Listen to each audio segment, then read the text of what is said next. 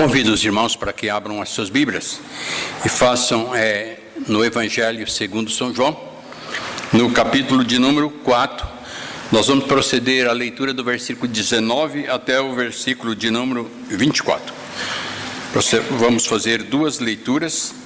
A primeira encontra em João, capítulo 4, do verso 19 até o verso de número 24, trata sobre a verdadeira adoração.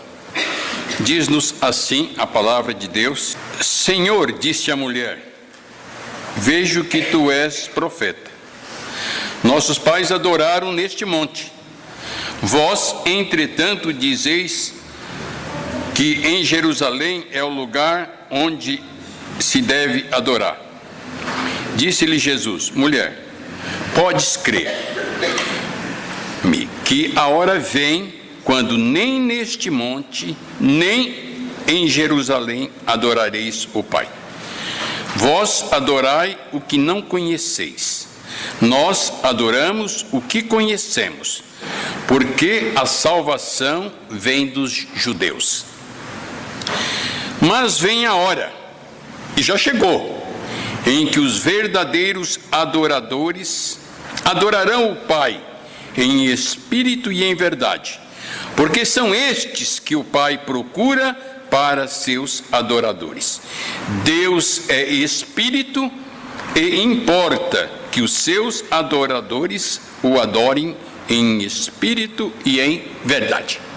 O segundo texto é no livro de Atos dos Apóstolos, no capítulo 2,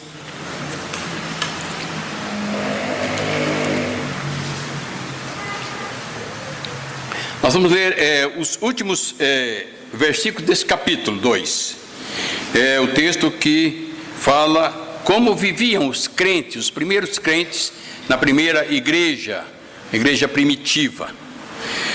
Diz assim, Atos 2, a partir do 42. E perseveravam na doutrina dos apóstolos e na comunhão, no partir do pão e nas orações. Em cada alma havia temor, e muitos prodígios e sinais eram feitos por intermédio dos apóstolos. Todos que creram estavam juntos, e tinham tudo em comum. Vendiam suas propriedades e bens, distribuindo o produto entre todos à medida que alguém tinha necessidade. Diariamente perseveravam unânime no templo, partiam o pão de casa em casa, tomavam as suas refeições com alegria e singeleza de coração, louvando a Deus e contando com a simpatia de todo o povo.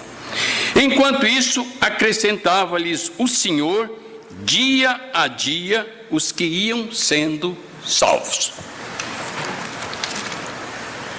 Vamos orar.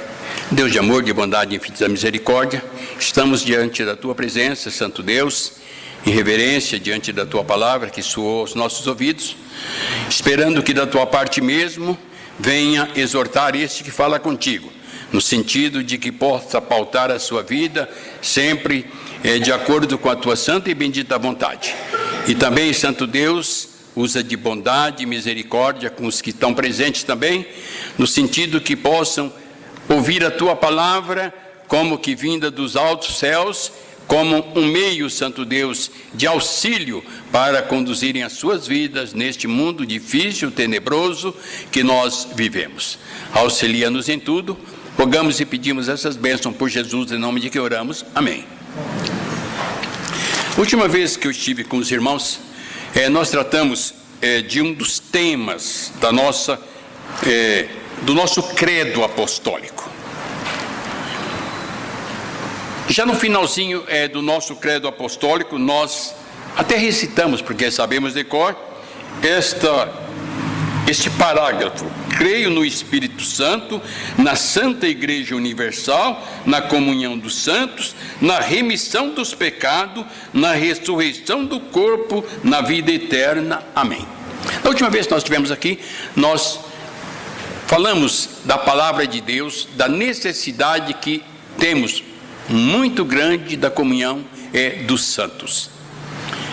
Eu gostaria de, nessa noite, vir para a outra parte do nosso credo apostólico, que diz: eu creio na Santa Igreja Universal.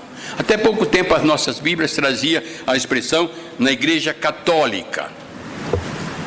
Houve uma mudança na parte do CEP lá da editora evangélica, de trocar para universal a palavra.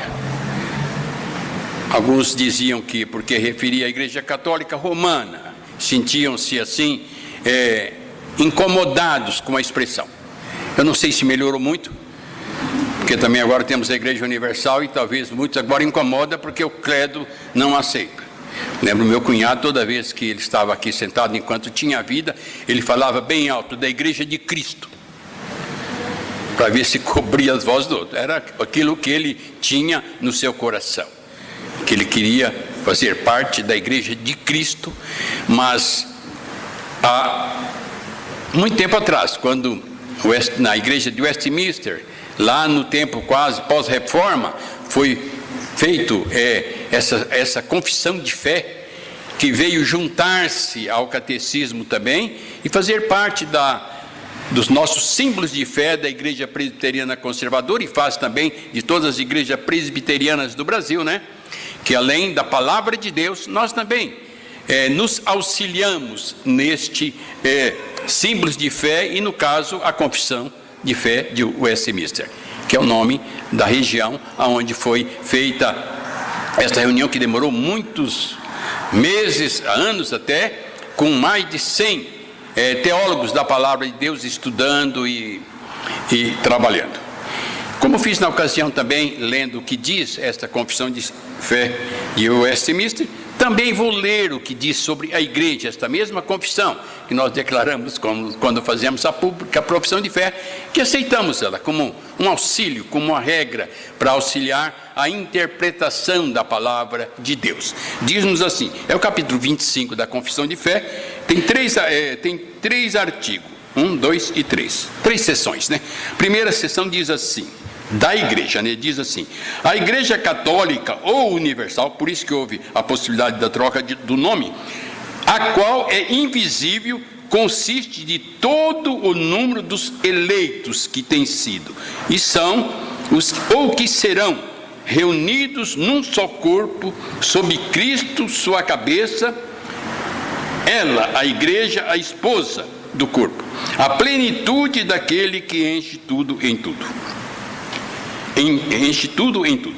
A seção 2, a igreja visível, a qual é também católica ou universal, sob o evangelho, não confinada a uma nação, como outrora sob a lei, consiste de todos aqueles que, espalhado pelo mundo inteiro, professam a genuína religião, juntamente com seus filhos. E é o reino do Senhor Jesus, a casa e a família de Deus, fora da qual não há possibilidade ordinária de salvação. Seção 3ª. A esta igreja católica visível, Cristo deu o ministério, os oráculos, as ordenanças de Deus para a incorporação e o aperfeiçoamento dos santos, nesta vida até o final do mundo, por sua própria presença e a do Espírito, segundo a sua promessa, os torna eficiente para este fim. É o dom dos Espíritos, né? Do Espírito, que nós estamos estudando com o Reverendo Sandoval, que é o que Deus vai capacitando, né, a cada um de nós para realizar. E esse termo universal aqui, ou católico, é o termo que fala a igreja única. É uma igreja no mundo única. E só encaixam nesse termos quem preenche, então, esses requisitos que aqui tem. Há uma confissão de fé de Rod explicada, né? Eu tenho até a explicação dela aqui, mas é longo. E eles explicam, inclusive, esse termo ordinária, né? Que às vezes que dá até a impressão que seria o único caminho, né? Para se chegar à salvação é pela igreja. Mas essa expressão é que é o caminho natural, é o caminho normal de se converter a Cristo Jesus. Porque a Bíblia diz que a fé vem pelo ouvir, o ouvir a palavra de Deus. E a igreja tem essa função, tem essa missão, é de trazer entre nós, para o mundo, a palavra de Deus. Eu gostaria de, nessa noite, pensar alguns minutos com os irmãos sobre a igreja, mas no sentido de lugar de adoração. Igreja, lugar de adoração.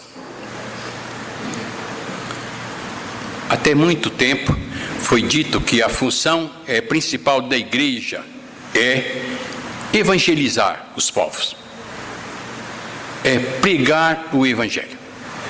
Mas esse conceito, a questão de anos atrás, foi revisto pelos teólogos reformados, e eles, voltando realmente, debruçando sobre a palavra de Deus, diz que não, a função maior da igreja é glorificar a Deus. A função da igreja é honrar o nome de Deus. Nós subimos à igreja para prestar um culto de adoração. Nós não vimos aqui para receber bênção, nós não vimos aqui para ter uma vida melhor, para ter condições melhor, para pedir para Deus. Nós estamos vindo aqui para agradecer a Deus o que Ele já fez por nós. Se o que já recebemos de Deus pudéssemos retribuir em votos de gratidão, nós tínhamos que dizer como o salmista: uma coisa eu peço ao Senhor, que eu habite na tua casa todos os dias da minha vida, para contemplar e ver a formosura do teu rosto. Lógico, o salmista não estava querendo morar na igreja. Ele estava dizendo que esta formosura do rosto de Cristo pudesse vir no seu coração e ele pudesse andar transmitindo esta beleza, esta formosura. É isto que Cristo procura nos ensinar quando Ele esteve aqui neste mundo. Que nós temos que refletir a luz da glória de Deus. Nós temos que refletir Cristo. Ainda tivemos a oportunidade na escola dominical passar momentos estudando a transfiguração, quando Cristo, por um instante, mostrou para 3 dos seus apóstolos essa glória, essa majestade, que ele passou então a pedir que nós pudéssemos refletir, embora que uma maneira muito ofuscada, uma maneira muito difícil, de humanos errôneos que somos a cada instante, refletir, mas ele nos qualifica e nos capacita para fazer esse ministério de exultação do nome de Deus aqui na terra. E dentro deste contexto de glorificar a Deus, de adorar a Deus, queria nessa noite colocar a igreja como o meio principal de acontecer isto aí. Hoje, o primeiro texto que eu vos li, e nós poderíamos voltar a ele mais um pouquinho, que é o Evangelho de João, no capítulo de número 4, a partir do versículo de 19, sobre a verdadeira adoração. Eu diria que talvez esse é um dos textos mais conturbados do uso dele em nossos dias. Para os dois lados. Aqueles que gostam de um culto de qualquer jeito, sem a mínima ordem, diz que o que importa é estar em espírito verdadeiro de adoração. Outros que gostam de um culto mais metódico, mais rígido, sem nenhuma alteração da sua normalidade, diz que fazem isso porque querem um culto em espírito e em verdade. O episódio aqui é de uma mulher que vivia no período que Jesus chegou ao mundo, onde havia um grande conflito entre os judeus de Jerusalém e os samaritanos. E o conflito era exatamente como cultuar, como adorar a Deus. Isto provocava uma grande separação de samaritanos e judeus de Jerusalém. Salomão construiu um grande templo. Era desejo de Davi fazer esse templo, mas Deus não lhe concedeu. E nós estamos no meio da história e podemos até rapidamente dar umas pinceladas. Será que Deus quer um local próprio de adoração? Será que Deus quer mesmo? Porque quando saíram do Egito, até os pais Abraão, Isaac e Jacó, a adoração era feita em tendas, eram feitas nos lares, era feita quase que de uma forma familiar. Só que depois de muitos anos de cativeiro, Deus resgatando este povo, colocando no deserto, Deus clamou para um lugar de culto. Os que tiveram cuidado estão lendo a Bíblia, e eu aconselho que continue, e se não começaram, a escola dominical está pedindo, ou pelo menos está orientando, para que pelo menos uma vez por ano, leiamos a Bíblia toda.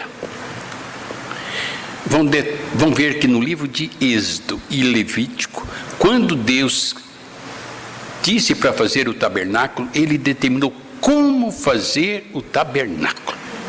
Chamou o moço Bezalel, qualificou ele como ia fazer.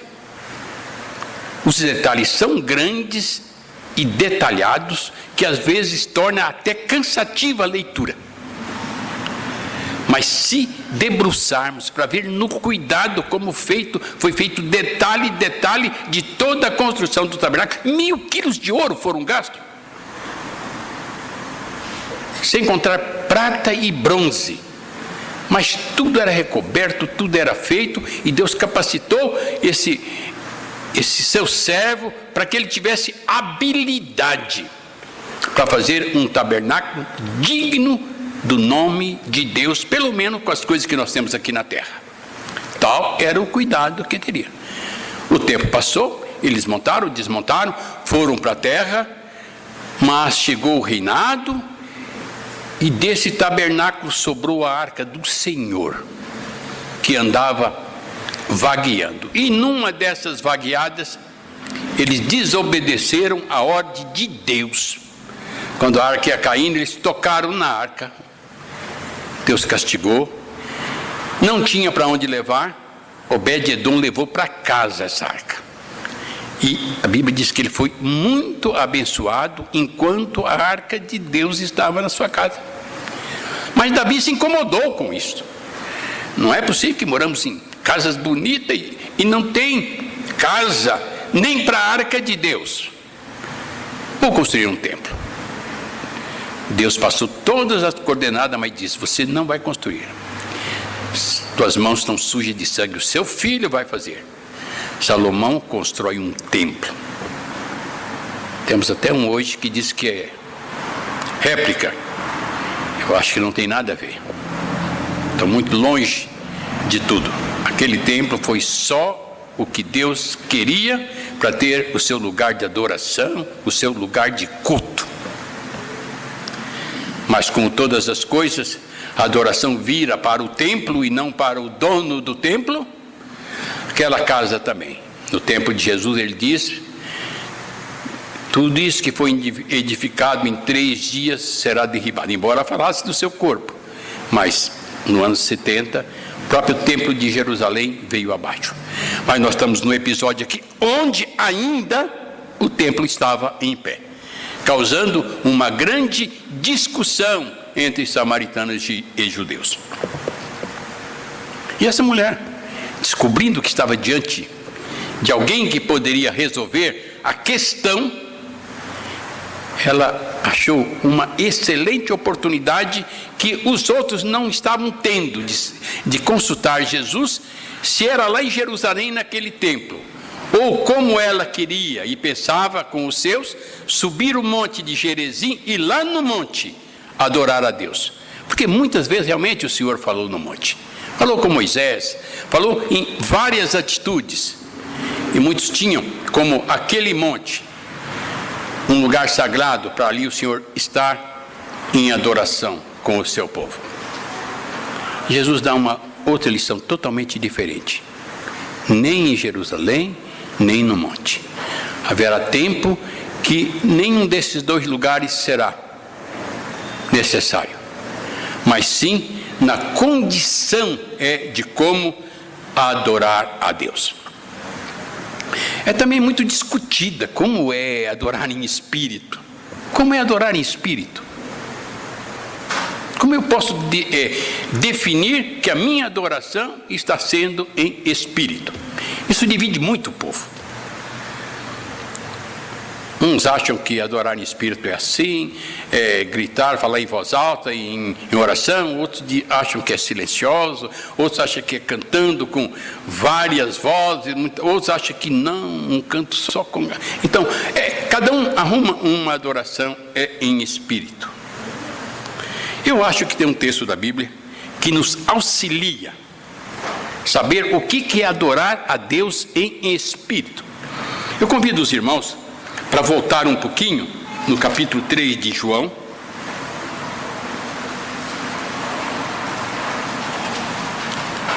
E ir no encontro de Jesus com Nicodemos, um pouquinho antes de encontrar com aquela mulher.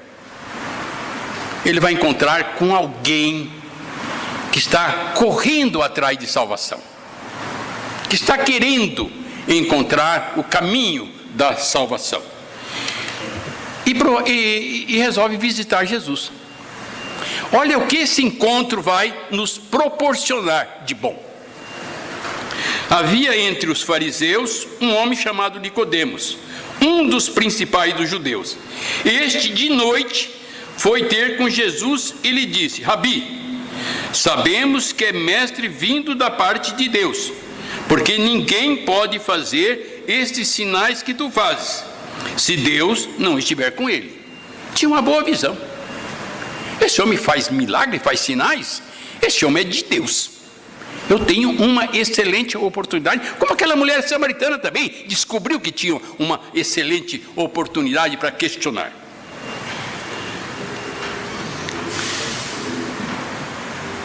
Que não faz esse milagre se Deus não estiver com ele. O versículo 3 diz: a isto respondeu Jesus: em verdade, te digo, se alguém não nascer de novo, não pode ver o reino de Deus.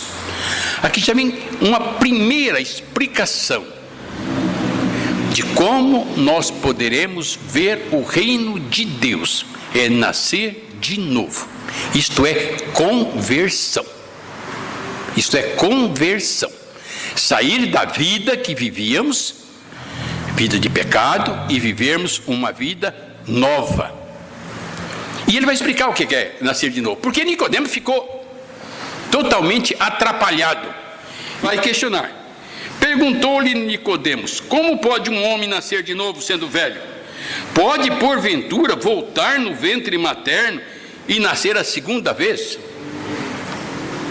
Seria um absurdo. Então, eu já nasci uma vez, para nascer a segunda eu tenho que voltar, refazendo o caminho. Olha o que Jesus vai dizer. Respondeu Jesus: em verdade te digo, quem não nascer da água e do Espírito não pode entrar no reino de Deus. O que é nascido da carne é carne, o que é nascido do Espírito é Espírito.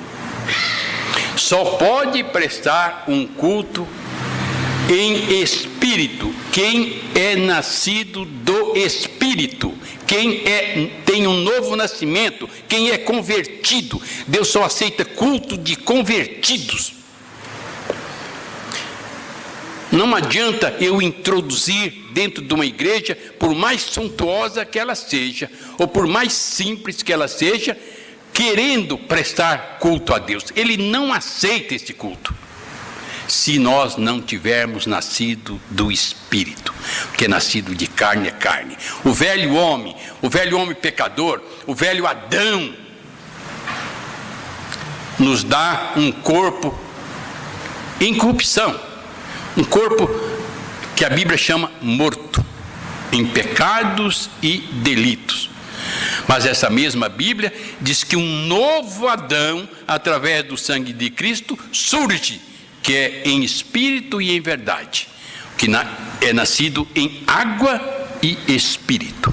Quando somos batizados em nome do Pai, do Filho e do Espírito Santo, é como se simbolicamente houvesse uma lavagem naquele coração de pedra que tínhamos e fosse colocado um novo coração, um coração espiritual, que a Bíblia diz no sentido é de carne, mas carne diferenciada. E nesse novo coração nós temos uma nova vida, uma vida de comunhão, uma vida de adoração a Deus. Era isso que o próprio Cristo estava explicando para aquela mulher samaritana. O segundo texto que nós avançamos é o texto já da igreja primitiva.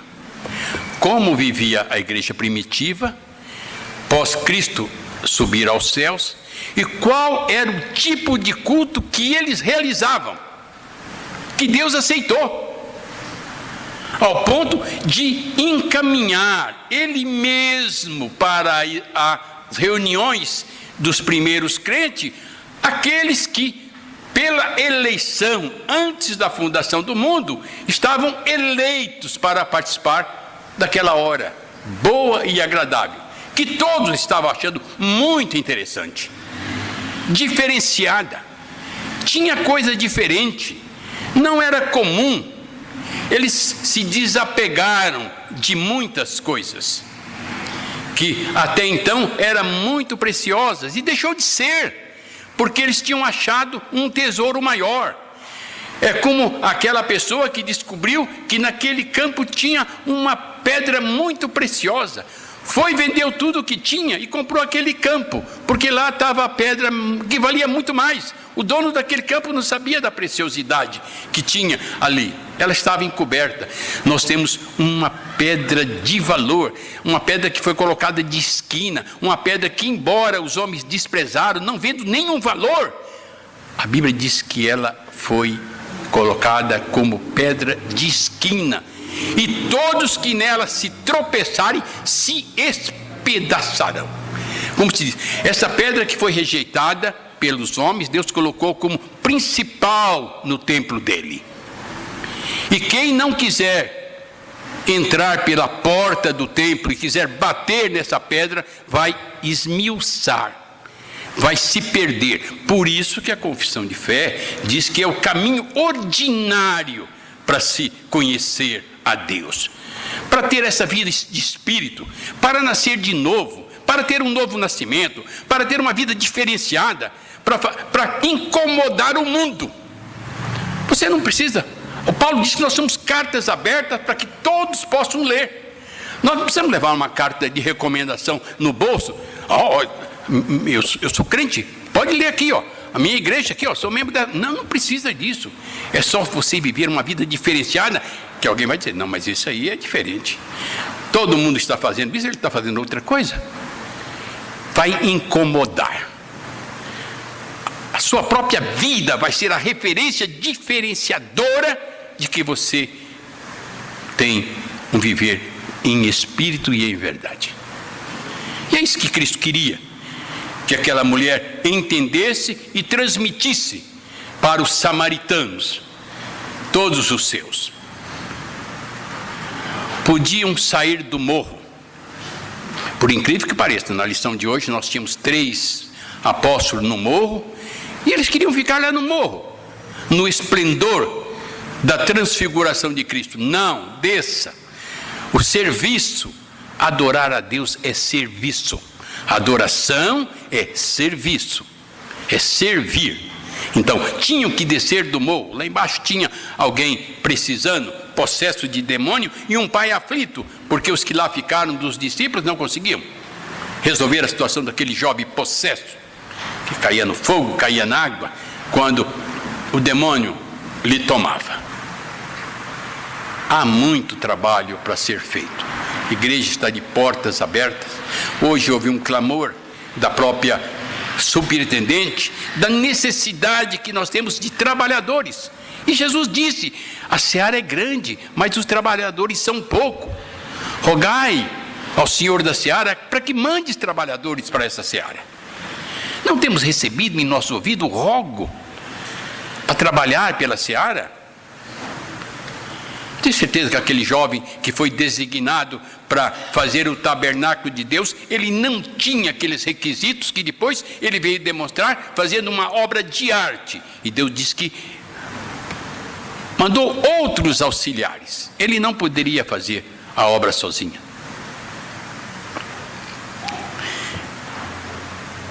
Se nós voltarmos um pouco para a história da nossa igreja, agora eu queria chamar a nossa atenção um pouquinho para a história da Igreja Presbiteriana Conservadora, da qual nós fazemos parte. Deus me deu um privilégio de fazer parte dessa igreja já há 78 anos. Nossa igreja tem 79 para fazer 80. A minha irmã, um pouquinho mais, não pode falar velho, né? Idoso, né? Mais idoso do que eu prefiro o termo velho, viu? A Bíblia sempre usa velho, entendeu? Eu fico no velho. Ainda nasceu, já na época de transição, ela foi na nossa região lá de Glicéria, a primeira batizada, e eu fui o segundo batizado. Deus nos deu a bênção de fazer parte desta igreja que nós trilhamos e caminhamos. Eu tenho na minha mente vaga, quando eu tinha 3, 4 anos, acho que pouca gente tem essa memória, do bairro que eu nasci, Cachimba, lá perto de Glicério, como era o local. Eu voltei lá depois de uns 10 anos e vi que realmente a minha mente não tinha me traído. E tenho uma imagem da casa que eu fui morar em Bramunda, quando eu cheguei lá, 4 anos, de como era a casa, e lembro de alguns detalhes daquela casa. Mas não me sai da memória a igreja que aquela cidade tinha. Uma igreja simples, simples, simples. Só um quadrado que eu diria que tem 4 metros por 6, não mais do que isso. Quando uma classe, todo mundo junto adulto, e as crianças tinham uma classe debaixo de uma paineira. Nossa sala de aula era debaixo de uma paineira. Sentado em bancos que você não tinha encosto, aqueles bancos normalzinhos. E também tinha que todos nós sermos muito obedientes, porque se você inclinasse para trás, pelo menos 2 do banco, o banco afundava o pé no chão e caía todo mundo. Isso nos disciplinou a uma vida com aquilo que nós tínhamos. Mas eu posso ver com muitas alegria, pelo menos 5 pastores ou 4 saiu lá. Um que está aqui conosco é o reverendo Israel Lopes, que pôde também, já um pouquinho maior, nem sei se ele sentou lá no banco da paineira, mas é possível que, se não, ficou por muito tempo. Essa igreja não existe mais. Foi vendida, virou uma casa de vela. Uma época, depois já eu era adulto. Fiquei muito triste na minha cidade lá, era uma fábrica de vela a nossa igreja. Mas eu quero vir mais perto para os nossos tempos. O que nós estamos vivendo hoje na seara conservadora. Na década de 50, mais ou menos, de 40 para 50, os primeiros 10 anos, nós já pulamos de 1.800 membros que nós começamos, vindo da Independente, para um número mais ou menos aproximado já de 2.800, quase 3.000 membros. Isto há 50 anos atrás. Nós, nesses 50 anos, nós temos, parece-me que o reverendo Flávio me disse essa semana, que a estatística nossa vai dar 3.800 membros adultos. 50 anos, nós crescemos 800 membros. Se pensar que nós não tínhamos esse presbitério de Guarulhos, havia a nossa congregação inaugurada dia 10 de dezembro de 60, que este ano faz 60 anos, com 4, 5 famílias, e viemos para esse templo em 63. Alguém me perguntou hoje, não, desde 63 nós estamos aqui. Estamos como igreja desde 68. Já passamos de 50 anos aqui. Essa igreja gerou mais 4 igrejas. O nosso presbitério tem mais de 500 pessoas. Então, vamos dizer, só dentro do nosso presbitério está todo o crescimento da nossa igreja. Por quê? Porque muitos foram por morte, outros deixaram, e os que entraram praticamente não estão repondo. Para vocês terem uma ideia, o departamento missionário tem 3 igrejas fechadas. As 3 estão alugadas para outras denominações. E por incrível que pareça, nessa cidade nós temos crentes conservadores. Amanhã mesmo vou fazer uma viagem com o reverendo Flávio em Cambará, justamente para ver a nossa igreja que está fechada lá. E tem vários crentes que pertenciam àquela igreja, que estão lá, sem igreja. Não se sente confortável de voltar na própria igreja que é deles, que é nossa, que foi comprada com trabalho e suor. Não que não está fazendo um trabalho para Deus, mas nós temos um trabalho a realizar, fruto de esforço nosso mesmo, de luta e de batalha.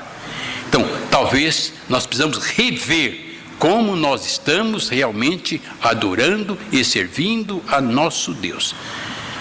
Deus tem realmente sentido, como foi sentido no texto de Atos. Eu gostaria de voltar agora para os dizeres da igreja de Atos, que eu diria que é a igreja que representa a nossa igreja, é a igreja que depois da formação daquela igreja ali em Jerusalém, houve uma perseguição com a queda do templo e com uma série de dificuldades que começou a acontecer naquela cidade de Jerusalém, de perseguições, e eles se espalharam.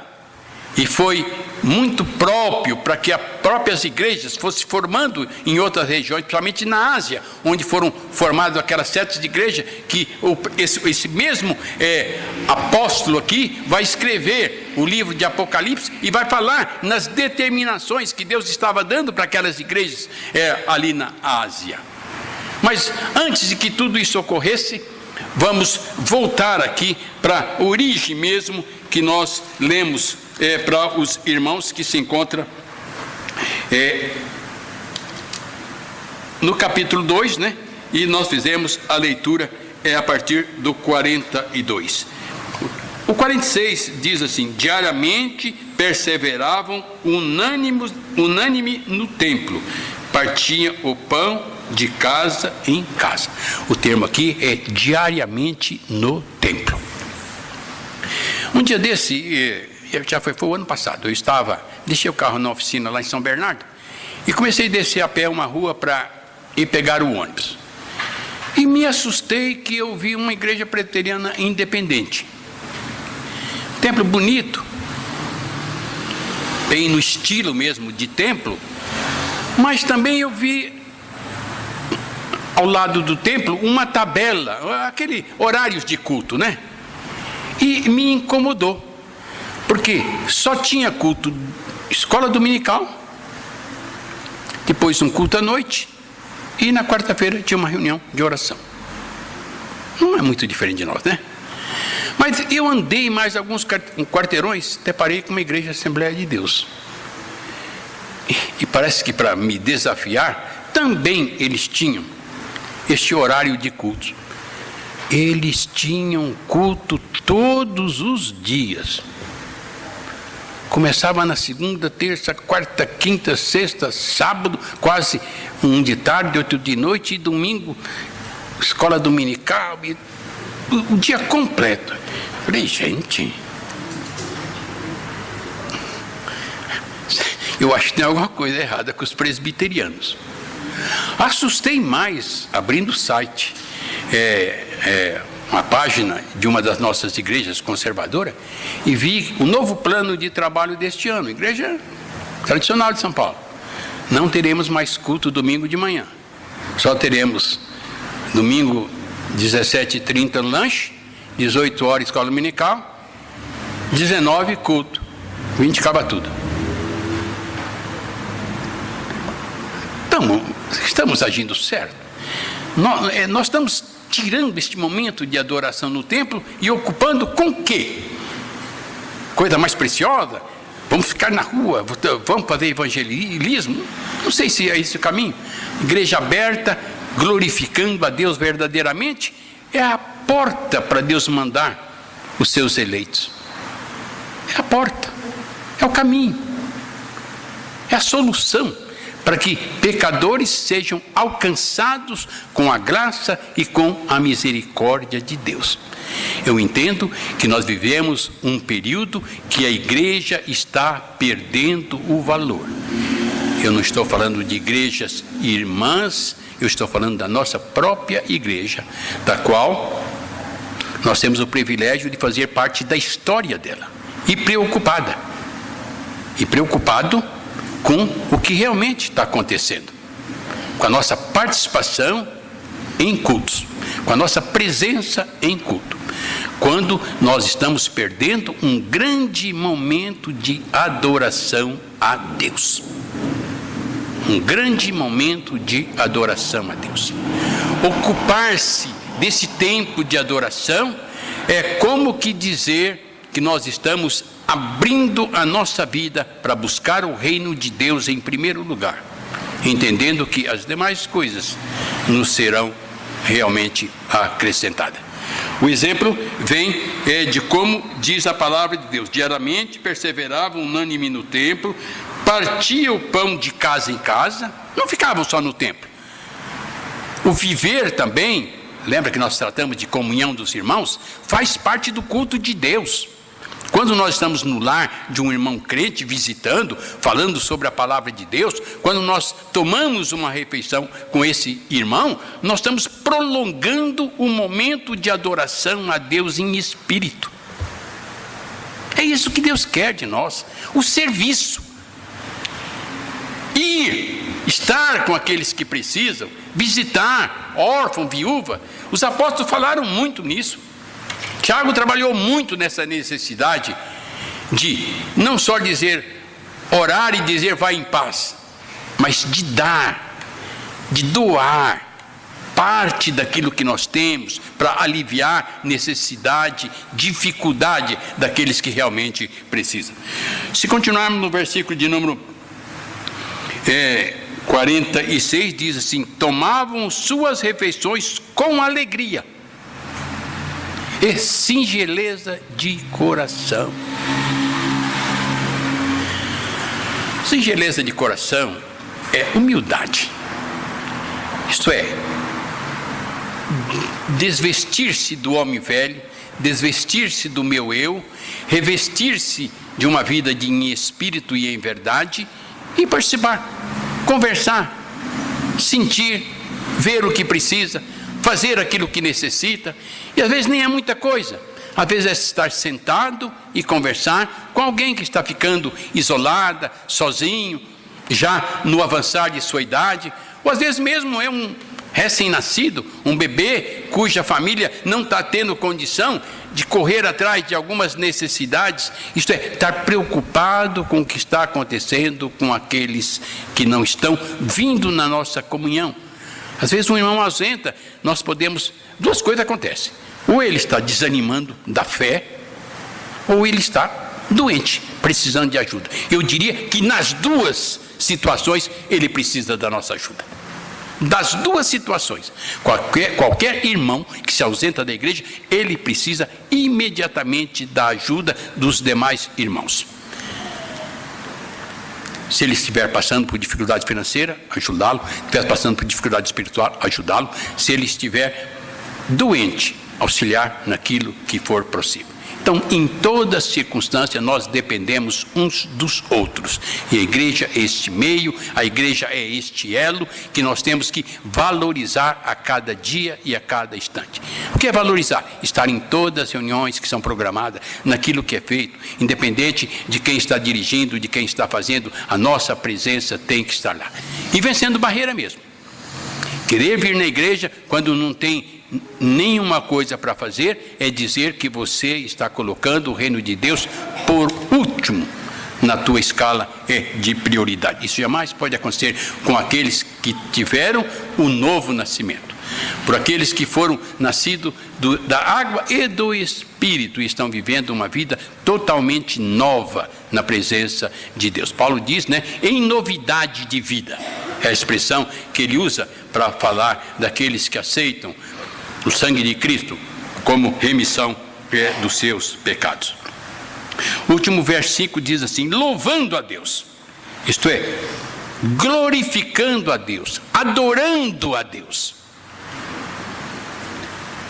e contando com a simpatia de todo o povo. Olha, eu digo uma coisa: quando nós fizermos um culto espiritual, um culto que agrada a Deus, com certeza agrada também o povo fora da igreja. Todas as vezes que nós vemos igreja entrando em conflito com moradores, é porque ela está fazendo coisa que não agrada nem a Deus, quanto mais aos vizinhos da igreja. A igreja tem que ser simpática aos vizinhos. A igreja, os crentes têm que viver uma vida que os vizinhos sintam incomodados a querer saber como que vivem alegre esse povo, mesmo quando as situações não estão favoráveis para ter um sorriso. Mas por ter Deus como nosso guia e orientador, devemos estar sempre alegres. O presbítero João começou a reunião lendo a palavra de Deus, dizendo: alegrei-me quando me disseram. A alegria faz parte da vida do crente. Vir à igreja murmurando, achando que aquilo é um peso, não é um culto sincero. Culto para vir à igreja é um culto de alegria, onde as barreiras são quebradas, onde as coisas que nos incomodam são deixadas, e nós nos adentramos aqui para receber de Deus o que Ele tem a nos falar. E Jesus diz: tomai sobre vós o meu jugo, o meu fardo é leve, o meu jugo é suave, e aprendei de mim, porque eu sou manso. Temos aprendido com o próprio Jesus nas suas instruções? Eu gostaria de terminar a minha fala desta noite, e eu vou fazer com uma leitura de um homem de Deus que eu achei muito interessante. É uma tradução de William Shipley, foi ele que escreveu esse texto. E ele começa citando uma frase de João Calvino, que é um dos nossos pais da fé, por isso somos chamados calvinistas, porque grande parte dos ensinamentos de Calvino, a igreja presbiteriana abraçou, lá na Inglaterra, lá na Europa, e chegou até nós também. E aqueles que têm oportunidade de ler sermões de Calvino, têm oportunidade de estudar a vida de Calvino, vão poder sentir que foi um verdadeiro homem de Deus. Ele provou o que é ser nascido em espírito, o que é adorar a Deus em espírito e em verdade, ao ponto de dedicar-se toda a sua vida para o ministério do reino de Deus. E ele diz assim: indubitavelmente, o primeiro fundamento da justiça é adoração a Deus. O primeiro fundamento da justiça é adoração a Deus. Quem não respeita Deus, jamais vai respeitar a homem algum. Mas infelizmente, alguns fogem de homens e não temem a Deus.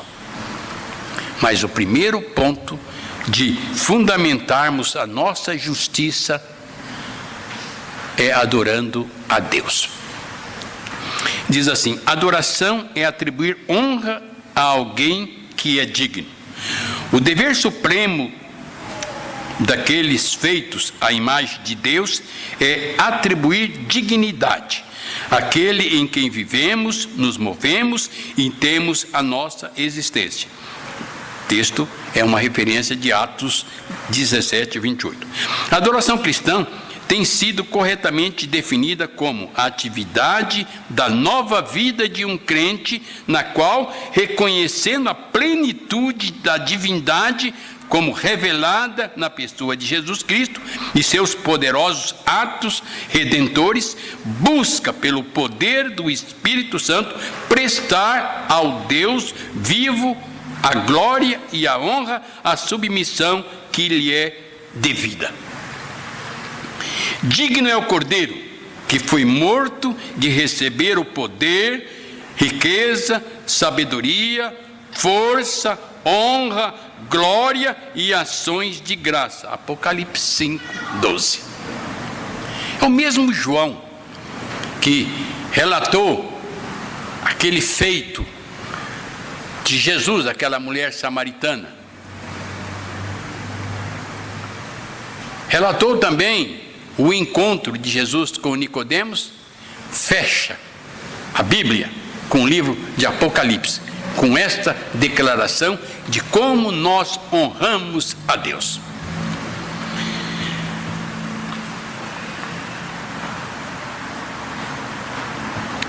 Nossa adoração deve refletir a adoração do céu, na qual todos os que estão ao redor do trono de Deus dão-lhe glória. O Pai procura os tais que o assim adorem. É o texto que nós lemos, João 4, 23. A sua adoração pessoal, em sua família, e especialmente quando reunidos como uma igreja, deveria ser a experiência mais maravilhosa de sua vida. Deveria ser um antigozo de uma eternidade de adoração. Aquele que nos salvou e nos abençoou com imensidade de bondade. Quando nós nos adentramos no templo, nós estamos adentrando para adorar e dar graças àquele que não poupou nem o seu próprio filho em nosso benefício. Por isso que a Bíblia diz: porque Deus amou o mundo de tal maneira que deu o seu Filho unigênito, para que todo aquele que nele crê não pereça, mas tenha a vida eterna. Quero concluir com uma aplicação, 3 aplicações, para que os irmãos façam uma reflexão em suas vidas. Eu faria em forma de 3 colocações para os irmãos. Por que Deus é digno dos seus melhores esforços ao dar-lhe adoração? Cada um responda no seu coração. Por que eu devo adorar a Deus? Porque Ele é digno dessa adoração. A segunda reflexão: que coisas impede você de dar a Deus a honra que lhe é devida em sua adoração? Há alguma coisa impedindo essa verdadeira adoração? Pensa. Finalmente, quais são as melhores formas de remover esses empecilhos de forma que a sua adoração seja mais agradável a Deus e mais gratificante para você? A nossa adoração não acrescenta nada a Deus na sua grandiosidade, a não ser alegria. Mas a nossa adoração a Ele acrescenta muito no nosso ser e naquele que nós conhecemos, aquele que nos rodeia. Passamos a ser pessoas diferenciadas para aqueles que convivem conosco. Que Deus nos auxilie, que Deus nos abençoe, no sentido de que sua graça, a sua misericórdia, jamais venha faltar para conosco e possamos a cada dia estarmos prontos a tributar culto de louvor e adoração, e fazendo na sua casa de culto e de adoração, das mais variadas maneiras, orando, contribuindo, trabalhando, dando o nosso melhor para Deus.